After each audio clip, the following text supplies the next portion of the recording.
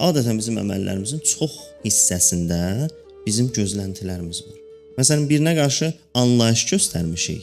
3 dəfə, 5 dəfə, 10 dəfə gəlir hardasa partlayır, o 10 dəfə göstərdiyimiz anlayışların hamısını vururuq ona üzünə.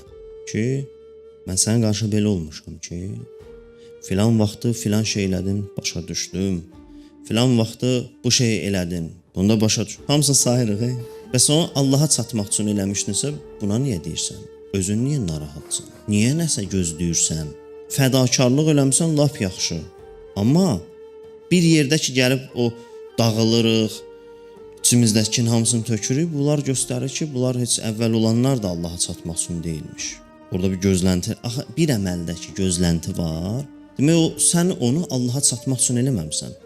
O insandan nəsə gözlədiyinə görə eləmişsən.